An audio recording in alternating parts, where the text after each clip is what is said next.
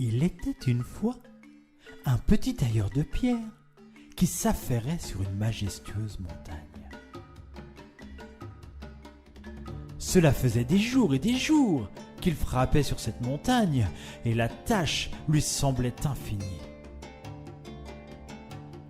Après avoir travaillé toute la matinée, le petit tailleur de pierre suait à grosses gouttes, exposé à un grand soleil à son zénith.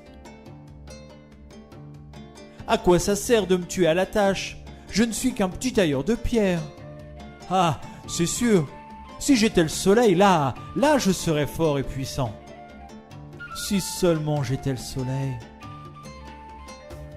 Alors, dans un éclair surprenant, le petit tailleur de pierre devint le magnifique soleil brillant dans le ciel.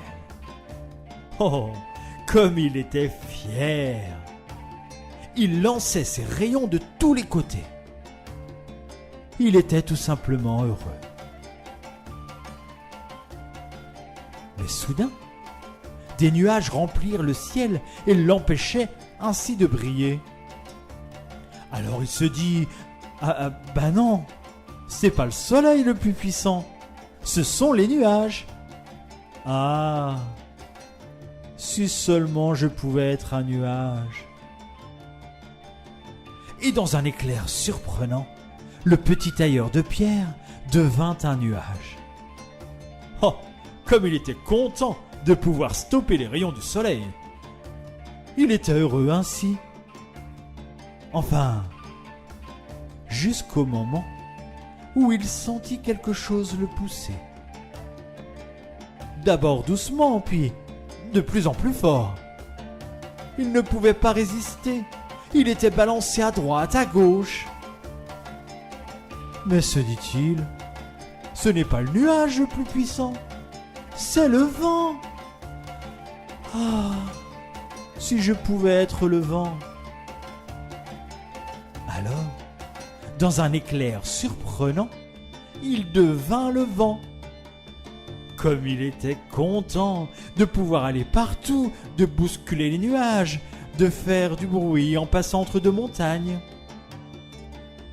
Mais en essayant de passer la montagne, il se rendit compte qu'il ne pouvait pas aller partout. La montagne était un obstacle. Mince, se dit-il, ce n'est pas le vent le plus puissant, c'est la montagne. Elle est fièrement dressée. Si seulement je pouvais devenir une montagne. Et dans un éclair surprenant, il devient une montagne. Il était tellement fier. Il avait tellement belle allure. Pas de doute, c'est bien la montagne la plus puissante. Il y croyait très fort. Jusqu'au jour où il sentit de petits picotements. Mais que se passe-t-il ? La montagne ne serait-elle pas la plus puissante ?